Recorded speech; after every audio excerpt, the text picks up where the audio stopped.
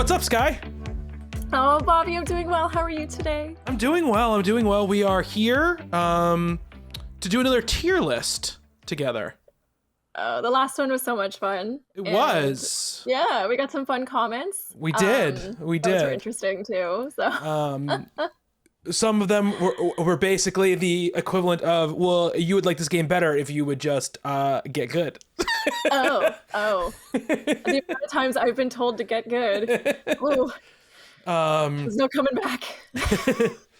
We're gonna keep the From train rolling this time though, because we are going to be doing a From tier list this time. We're going to be focusing on Bloodborne and more specifically its bosses. We are gonna rank these. We've been bouncing over some ideas for some like fun, sort of like sillier and more not straightforward like tier lists, and those will be coming. But we're gonna keep like on the Markiplier style. Yeah. Ones. And we will be doing those for sure. We've already bounced some ideas back and forth in our chat about our content, but this being, I feel like the last one went pretty well, so I figured we'd keep the same sort of flow going here. But we're going to be talking only about, like I said, Bloodborne, the S tier of S tier from Soft games.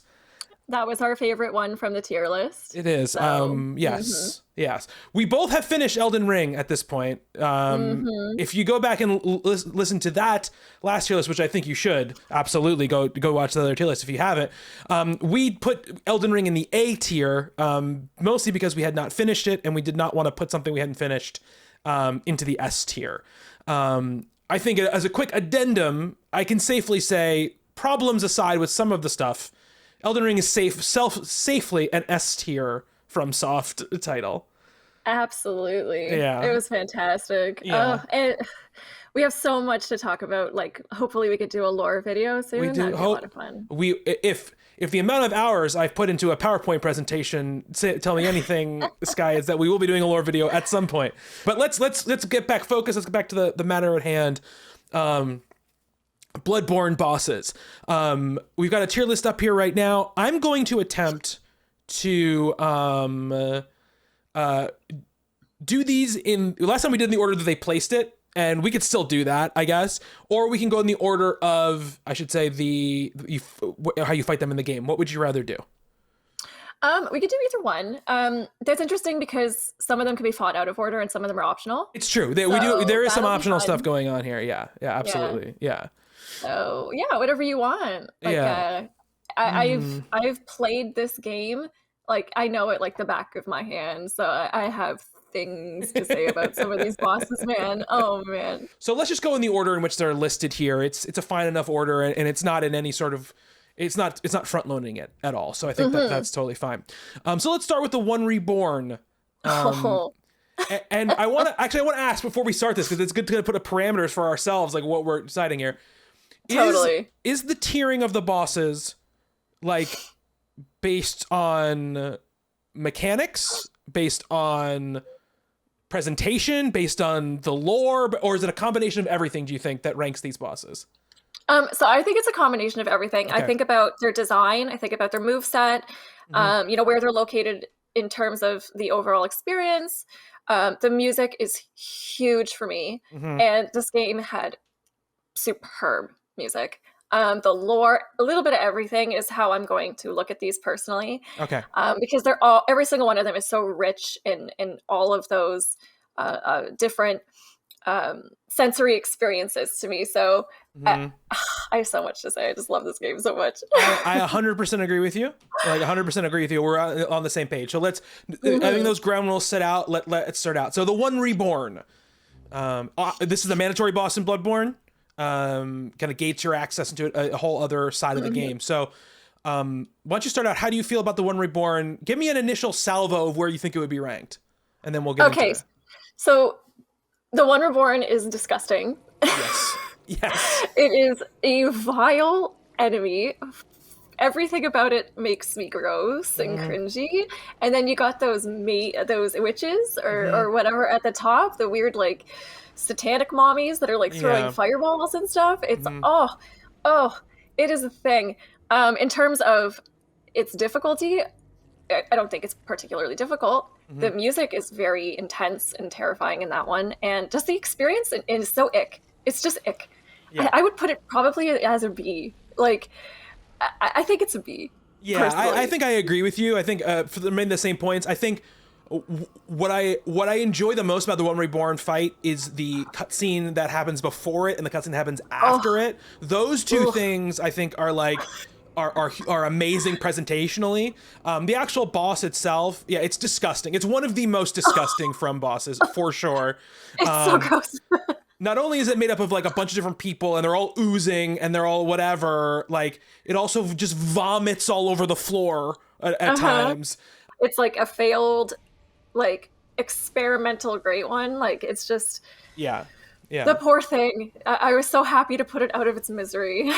Yeah, absolutely. That was the most vindicating thing about it. 100%. And also, like, we'll talk about this probably in other games if we do other boss fights of other From games. Fuck a boss fight that has other things you have to take care of before you actually fight the boss. Like, I always, like, the first time it's fine, but when it takes you like more than like 5 attempts. Like that 5th time you have to run up on those stairs to kill those maidens. And I know you technically don't have to. I know you can do it without it. And I'm sure people will be like, well, if you're good at the game, you don't even have to take out the maidens. You just go and kill the thing. I get it. I understand where you're coming from, but still, it's annoying to have to do it. My feeling about this whole area, the Unseen Village, is like very cool in lore. If I never had to see it again, I would be very happy. It's like the whole vibe of it is too much for me. Even just running to the boss is uncomfortable. With like the whole area, first of all, is amazing. I just love the gothic feel of like the architecture in that zone. But the dudes crawling out of the boxes, also a bunch of limbs, like. No thanks. That's a no for me. Gross. Next up is the Witch of Hemwick. So you start with 1, and then like 2 more show up, and then you have to kill them all before they like respawn. This boss sucks. It's one of the worst ones in the game, in my opinion. It is incredibly easy. From does this at least once a game, right? At least once a game they have this. This is what like I shared this tweet with Skye, and we shared it on the podcast before. This guy Cameron Kunzelman, who like created like fake names for the type of Souls bosses, and one of them was Bumpo's House of Tricks, and like this is like what this is, right? It's like, oh, like I'm hitting this thing. Why isn't the health bar going down? Here's my only defenses of the boss. I think the witches themselves are interesting lore wise because they're like the beings that like collect the eyes for like the Bergenworth people and stuff like that's an interesting like thing, and I think that's pretty cool. Otherwise, even this whole area, even the whole Hemwick Charnel Lane like area, which is not a bad area, but it feels the least connected lore wise to like everything else that's happening in the game. It just feels like they were like, well, it's a spooky witch like town, and that's fine. They did a good job of a spooky witch town, but it's definitely not. To me, I don't know if it's a D or not. It's definitely a C. At least it's definitely no higher than a C. Yeah, it's a C or a D for me too. It's just it's easy. It's not particularly fun. It's a little insulting when you figure out like the gimmick and you're like, oh, come on, really? Like this is dumb. The only thing keeping it from a D for me is because it's so easy. It's because like if it was a pain in the ass and like painfully hard and had all these detractors, it would be a D. But because it's so easy, you really only have to do it once, like maybe twice. Because the first time you might like, oh, I'm trying to figure out what's happening, and then one of those like, zombie soldier things might get you. But it's an easy run back as well once you get the gate open. Yeah. Which is also helpful because imagine having like dying to that and getting a little frustrated that you have to run back through all of that nonsense. Yeah. It would just make it and also this area does lead to one of my favorite areas in the game, which is a bonus. Yes. Yeah, I guess that is the reason for it to exist is to get there eventually. Mechanically, and this is one of those things I think that's so great about From stuff that like it doesn't always do this, but when it does this, it's so cool when it follows like its own in-universe rules, even in places where maybe it necessarily wasn't intended at first. So every time you walk into a boss fight in Bloodborne, right, you get insight. right? So when you walk into this boss fight, you get insight, and the witches will be hidden, and they will summon their people, and they can kill you. If you die in that boss fight and you spend all your insight, if you go in with 0 insight, the witches, the things they summon, you can't see them and they can't hurt you. Oh, see, that's really interesting. Yeah. I've never done that. And see, that's what I mean when I say like these games are so interesting, because like I'm like on like an NG +7. I have a max level character. I have the platinum, and there are still things I'm learning about this game. That's how crazy cool they are to me. Rom the Vacuous Spider. This is, you know, people say this about the From games all the time, but this boss is where the real Bloodborne really begins in a lot of ways. In a lore sense, it is a fascinating boss. You know, it's like the gatekeeper to the next half of the game, and the next half of the game feels like when the game actually starts. Yeah, it's incredible. I love Rom. I love everything about Rom. It's a difficult fight, without a doubt. Until you understand what you can do to this creature to make it easier, like with the stun locking and stuff like that. And then when you figure out eventually where it's going to spawn, you can get there before it spawns and keep hitting it and stuff. So it gets easier as you continuously die to it, because you learn more about it. But damn, did I die a lot to that boss before I figured it out. And learning to, like, you know, kill the first round of spiders that fall, but don't really pay any attention to the other minions the other times, because they're just, it's not going to be worth it, you know? Rom is such a fascinating lore character. Like, just, like, it's so cool. I really like this boss.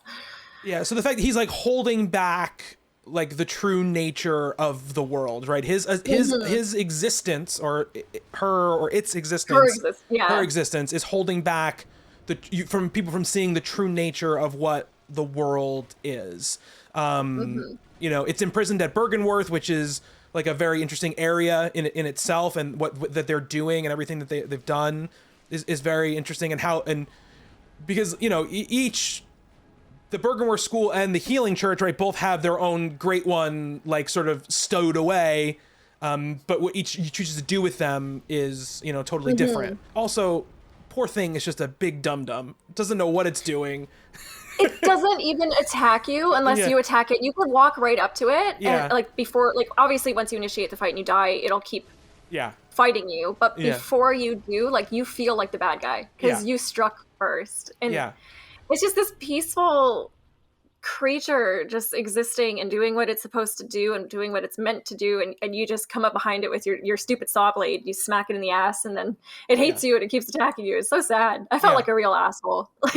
And it's the same thing for the other great one that you fight in the main Abriatus? Abriatus, she won't attack you unless you hit her either. So I know.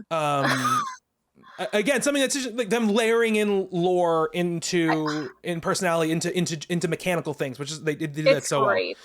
So for me, it's like it'd probably be an A and not an S. I don't know how you feel about it. I agree with you with the A. Okay. I wouldn't put it an S. I have S sectioned off for certain enemies in this game that I think totally deserve it. And Rom is a really good boss fight, but Rom is not as good as these bosses to me. So okay. All right, I agree with you in on agreement. the A. All right, let's go. A. Old Marty Logie, Martyr Ligarius, the boss of Canehurst Castle. I love Canehurst, man. Canehurst is amazing. Yeah. This is a side area that I think really, really validates its existence, because the lore behind it is so interesting, and the idea of this sort of like breakaway sect of, you know, a breakaway sect of people who kind of go against what the Healing Church wants them to do. And they have this like amazing Gothic castle, and even the story of Logarius, who is like a hunter from the Healing Church, basically, who goes there to stop the Vile Bloods, is what they're called, right? And there's no way to kill the Queen of the Vile Blood, so all he can do is just basically trap her in her throne room and just sit waiting and to make sure no one gets in afterwards. It's awesome. Yeah. Oh my god, that whole zone with like the snow and you said like the Gothic architecture, even the enemies in there are all like parts of the lore of the castle and stuff. It's so good. I think Martyr Logarius has one of the best movesets in the game, personally. I think if you've learned the mechanics properly and you can parry, you feel like an absolute god when you fight him. But if you don't, you get your ass kicked. And I think this is one of those bosses that expects you to take into it the things that you've learned so far. And if you've been coasting on anything but the skill and the things that you picked up along the way, to enter that fight, you're gonna have a really, really hard time. Like this one wants you to learn the mechanics and bring everything you have, because it is, in my opinion, one of the harder bosses in the game if you can't parry him. But if you can parry him, it's just so good. Yeah. Possibly my greatest Bloodborne achievement was that I one-shotted him when I played it, and it was on stream. How? I don't know. I could have been over-leveled for it. I don't think I was that over-leveled for it, but I think I was a little over-leveled for him. What was your build? I was I using the, I can't remember if I was still using, this was right when I started, this was like the second or third thing I did when I picked it back up after 6 years taking a break from it. Let's go see what it is, huh? No, I'm very excited. Ah, I missed it. No, I got it. Wow. Dude, you're doing great.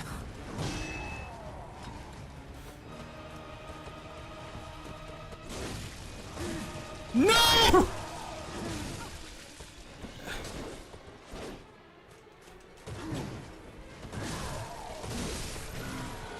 I did it! You did it!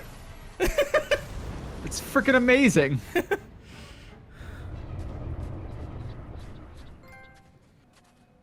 That guy was the nightmare for me.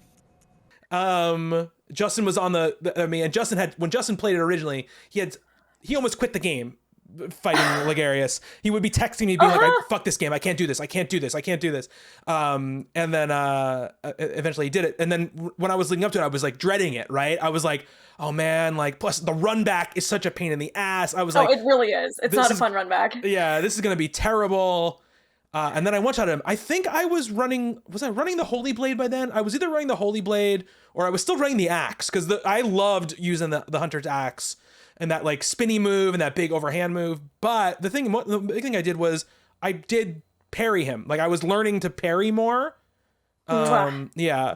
And the one tip I had heard or read was that if you get close to him, you bait out his physical attacks and not his arcane attacks, not his magic attacks.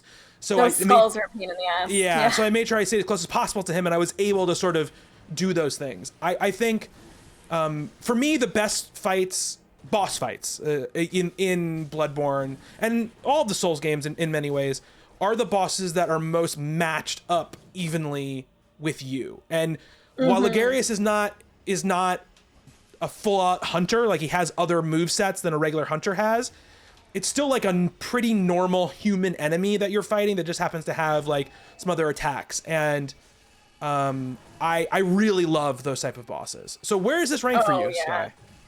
I would put him on an S for me personally. Okay. I love him. I love him. Marty's an S. Okay, I can go with Marty being an S. Yeah, I can roll with that. Oh, I love that fight. Okay, Murgo's wet nurse. Really cool design, really cool lore. I mean, this is like the meat and potatoes of Bloodborne's lore right here. We're dealing with a baby great one. It's kind of like the whole point of the game, right? Your mission from the beginning of the game is to go find this thing and kill it, so you can end the nightmare and like and sort of like reset the world, essentially the state of the world. Mechanically has some cool stuff, but I don't know. It's more in like the One Reborn area for me. It's like a B for me for Murgo's wet nurse. I agree. The wet nurse has cool lore. The music in that fight is fantastic. I love the like it's like a little child's music box kind of sound to it, and you can hear the baby crying throughout the whole fight. It is excellent atmosphere. It's the first, I think it's one of the only nightmare slayings you get in the whole game too. Yeah. But I found it to be an incredibly easy fight. Like, this is the type of enemy that you just have to stay behind it. Yeah. And there's like one or two attacks where it can like flail and clip you. But like if you stay directly behind this enemy, and it's very easy to strafe because it's kind of like a big cylinder kind of shape. So you could just go around it the whole damn time and just hit it in the butt. And like it's very unimposing. And for one of the last bosses in the game, you'd expect something to like shred you, and it doesn't. And it's kind of surprising that you can do that. They can bully it so badly. So I agree with you there. A B works for me too, mostly because aside from its design, its lore, and its music, its moveset is dismal. Celestial Emissary, another Bumpo's House of Tricks a boss. To me, it's much like the Witch of Hemwick, which is like, it's not hard. Which is nice because it comes in the middle of like a really punishing area. Like the Upper Cathedral Ward is like a no joke area, and the boss you're gonna fight after the Celestial Emissary is also no fucking joke. And I love the little weirdos that From will create sometimes, and these are some of the best little weirdos I've ever seen. But the Celestial Emissary is so hilarious because if you don't pin the correct one down fast enough, you get like one shot by it because it's all of a sudden it's behind you and its head is like 4 times the size and it just like headbutts you into the floor, and it's like, oh, that's what's happening here. That's I get it. Thank you, Bloodborne. So I would say it's probably still it's probably a C. Like it's just, I put it in a C too. Yeah. I appreciate what it is when it happens because everything around it is so hard. I will say that. And I do like the weird little guys, but it's just, once you figure out the thing, it's an easy fight to win. It doesn't take much to do.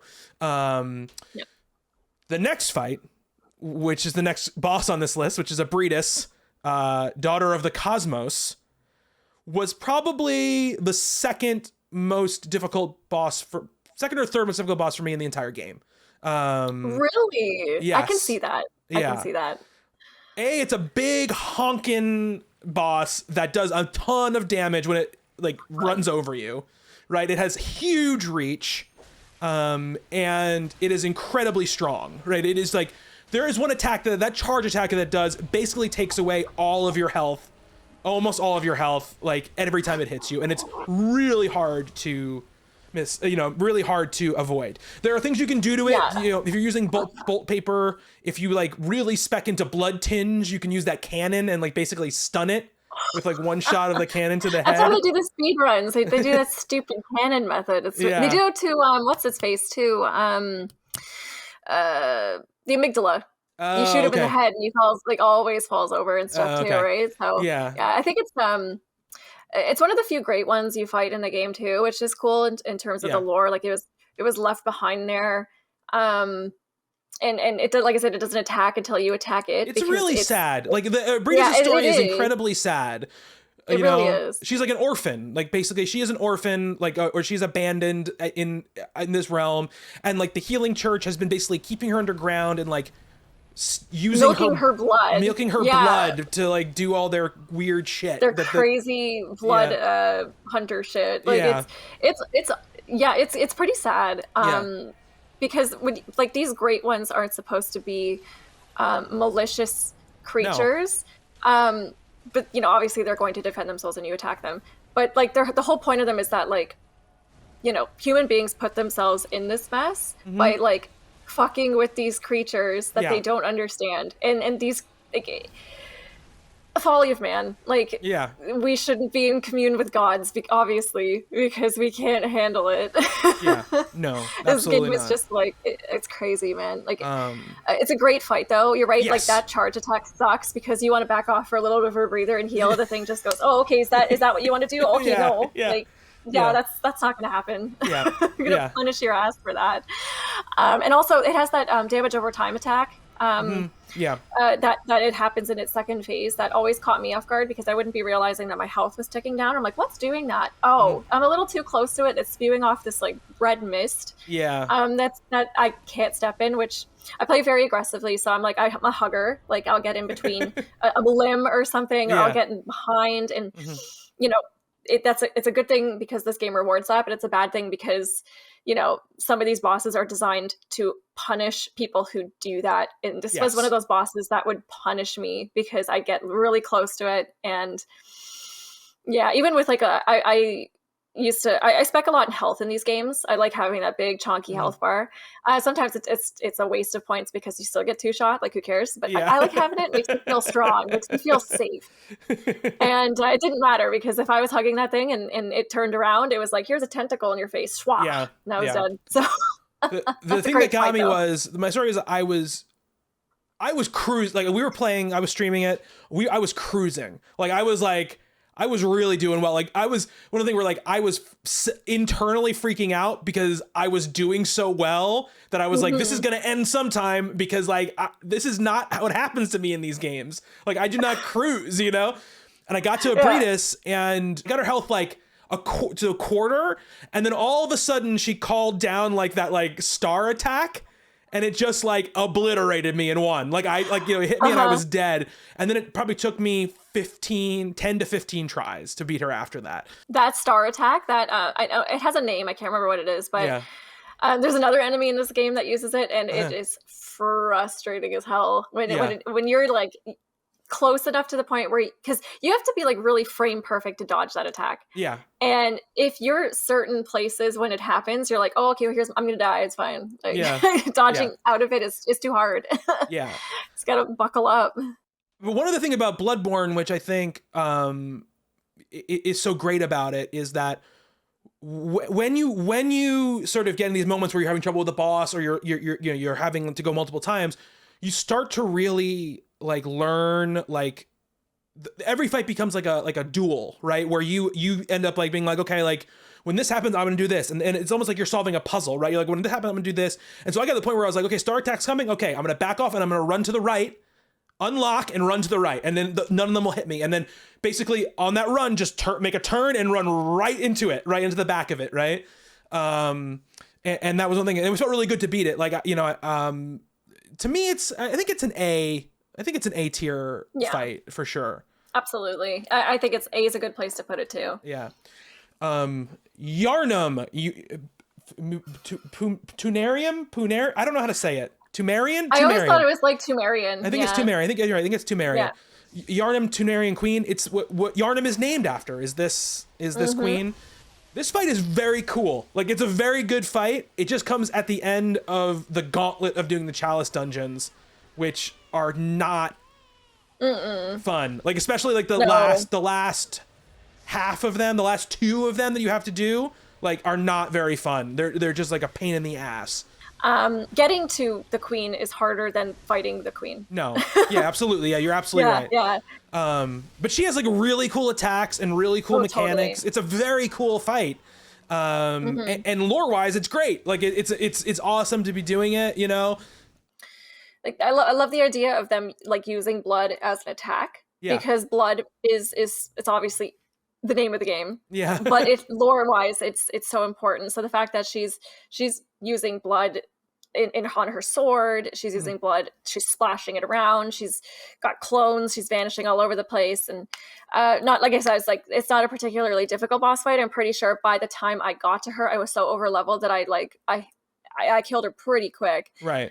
But I could see how she would be difficult if you did her, because you can do her before you end the game. Oh, like, yeah, with, for like, sure. Your max stats and like a max weapon, because if you get through the Chalice dungeons before you finish the game, I would assume that's probably how you're supposed to do it. I went back. Like, yeah, I think the Chalice dungeons were like a new game plus thing for me. Because I didn't realize the game went new game plus immediately. It didn't give you the option like the new ones do. So it just threw me into. I did the DLC on new game plus too. Let me tell you, that was not easy. Oh my god, jeez, no way.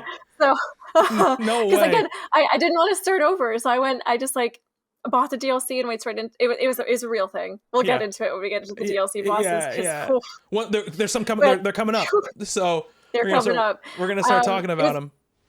It was a wicked fight. I don't believe it belongs in S tier. Like, no. I think an A is totally fine. I think A is good. Yeah, A is good. Yeah. And once again, this willingness, right, from Software to put this really exceptional and important boss fight in a completely optional, super optional set of things that if you weren't paying attention, right, you could just not know the chalice existed at all. You could just be like, why are these other gravestones here? You get chalices when you beat certain bosses, but if you don't look at those items, you're never going to know what they are. You know what I mean? You get so much stuff in these games. It's very easy to ignore that kind of stuff. So very, very, very cool that it's there, and continues kind of the from concept of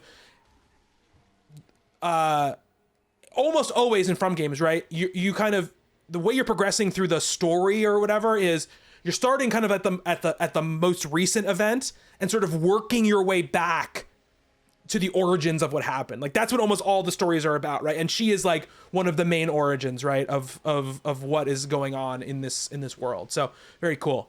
Now we get our first DLC boss, Ludwig the Accursed / Ludwig the Holy Blade. Yes, so cool. The cutscenes. Oh, the cutscenes are so good. Up to it, like the before the boss fight and the mid cutscene. So cool. Yeah. This is an incredible character in terms of the lore. Yeah. It's a hard fight, and it's hard for sort of bullshit reasons, like that stupid attack with the jumping and stuff. But other than that one attack is bullshit. But the rest of it, like the rest of its moveset is so cool. Yeah. Oh my god. The music is amazing. It has one of the best musical pieces in the game, for sure.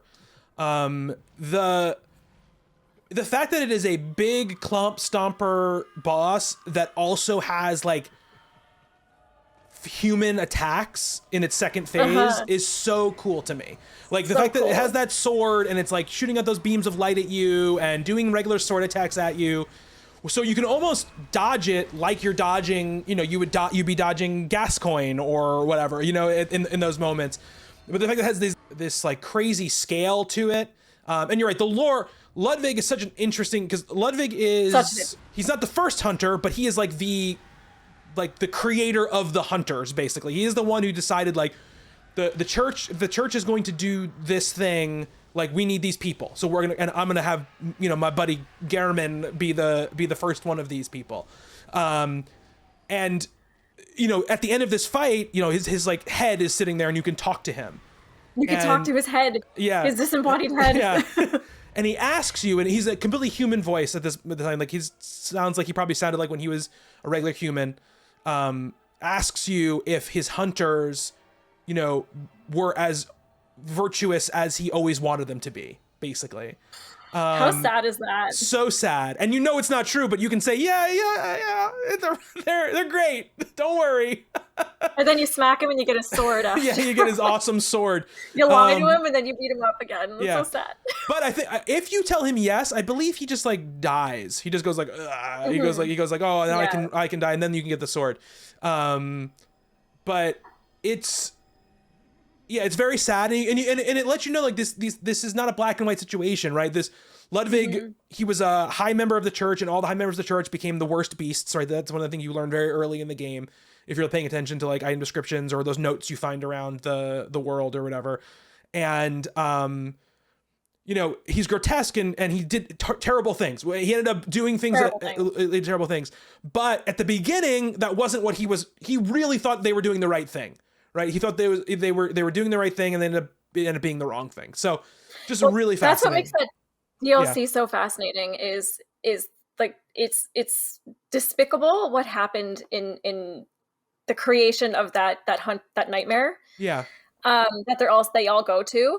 But it's interesting when you think about the absolute trauma the hunters that went through and did the terrible thing to the fishing hamlet, like all the people there, like they regret it, and some of them you know, pay the ultimate price for it, and the whole situation's really sad because like you said, they didn't go to this place to torture people, but they did it because they were told to do it, or they did it because they were at that point completely drunk with power or on the blood or whatever. Like it was messy. The whole thing was so messy. It's an S tier boss to me. Oh, absolutely. Yeah. I think it's an S tier as well. It's, I think about that music all the time. It's one of the best compositions I think FromSoft has ever put in one of their games. Like it's everything about it is so cool. What a great fight. Yeah.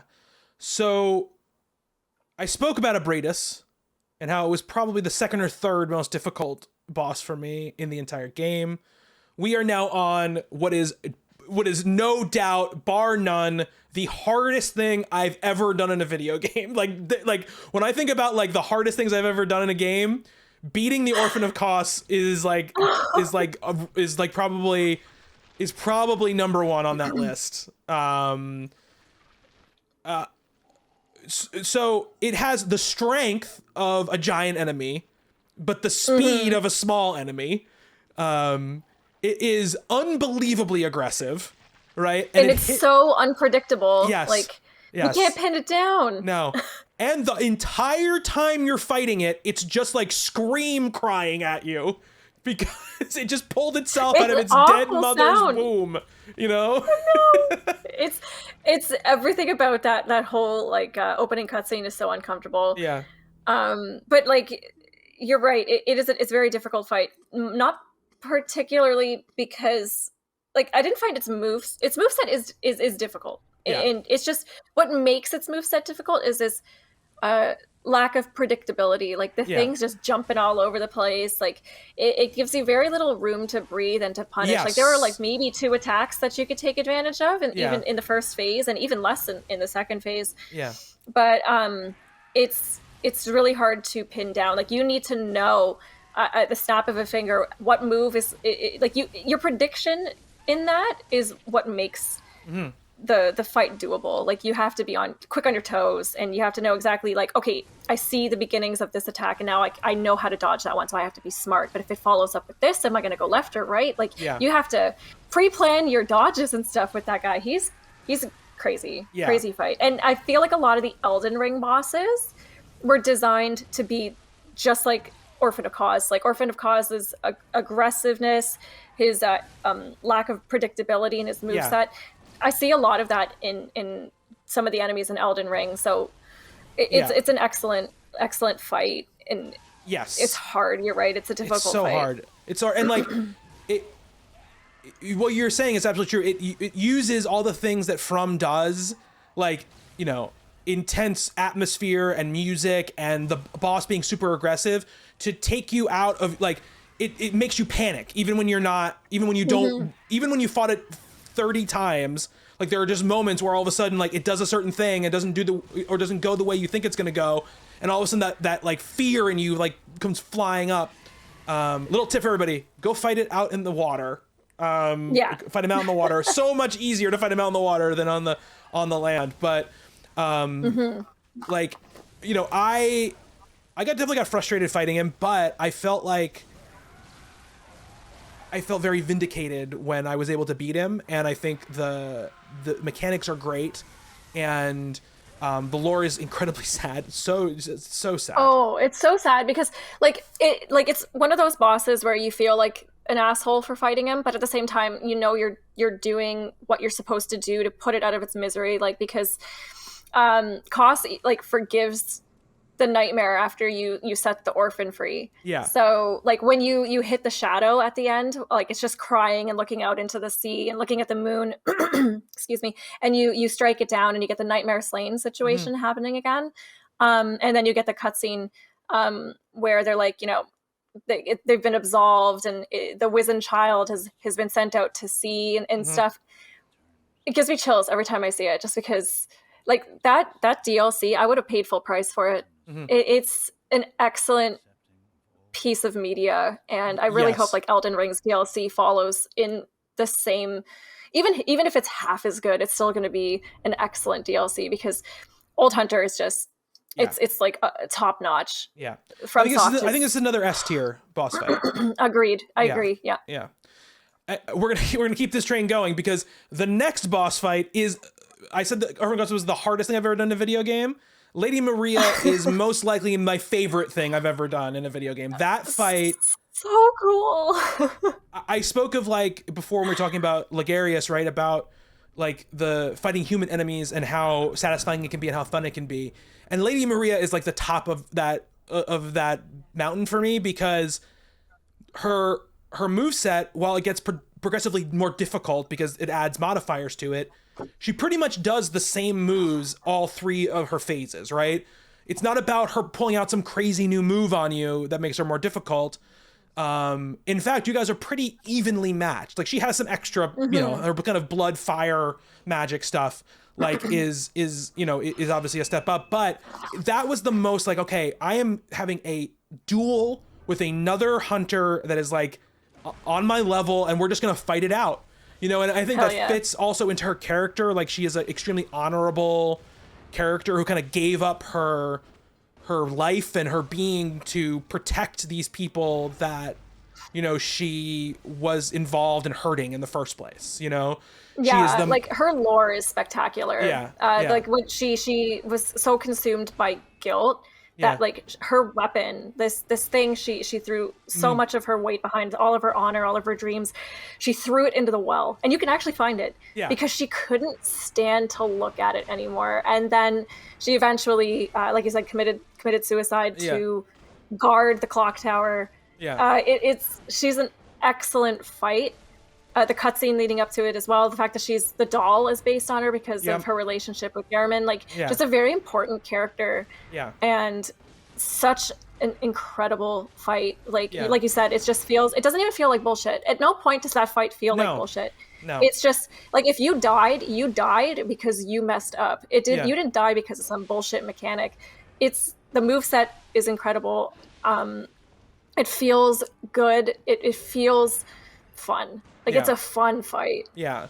And it's like you get into this, and it's like not one of the harder fights in the game at all. Like, it is. I think it's a good. To me, it's definitely a challenge. But... It is. Yeah. It's and this is when I think, like, you know, sometimes they have bosses that are incredibly difficult and they're satisfying. Sometimes they have bosses that are incredibly difficult and they're just frustrating. Some, you know, and all the way down the line, right? This is why I think Maria is the best fight in any of the games, because it is. It is challenging enough where you feel accomplished when you do it, but you at no point, like you said, feel like, man, the game really fucked me over on that one. I would never would have known, like, the meteor showers and come down on my head when this phase started. That doesn't exist, right, with her. And there's just this, when I was playing, it's just like you get into this flow, right? You're like, hey, I'm gonna dodge in, dodge now, hit, no, you know, and like, and it just felt the most like I was in a dance with another like character. And it was just great. And the music, the music is so good. The music is my favorite music in any of the games.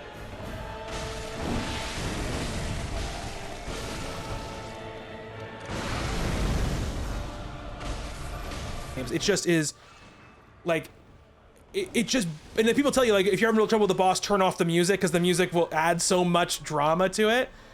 Just, you know, it's like this mix, the music, and it happens in Ludwig's fight, it happens in a lot of the fights, but they do this brilliant job, especially with characters like Ludwig, like Maria, where the music is like this mix of heroic and sinister at the same time. Like they're like, like the internal struggle of the character you're fighting is in the music that is playing at the same time, and I just love that about it. You know, it is when I think of, she's like the background on my phone, like on my lock screen of my phone, Maria. I love that.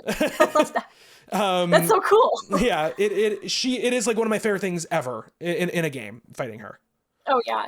And on the topic of music, because you brought that up, I find that really interesting, because I find the music helps me with a fight, because the music, like, music is created in a way, especially in a game where everything is so well thought out like this, in a way where, like, it's like beats per minute kind of thing. Like, you can time your dodges to the music, you could time your attacks to music. Like, I think, like, a good, well composed soundtrack, it enhances and assists you in a fight. I don't think music to especially this caliber is ever going to be considered a detriment. And if anybody, you know, subscribes to the idea of turning the music off for a fight, I think that really robs a lot of the experience from it. And I think it's a hindrance. I think the, like I said, a well composed soundtrack helps you with your fight. And I've always felt that. So Lady But Maria yes, I think it's an S tier. S tier. Like, she's S tier. That's not She's even S-tier. a question. No.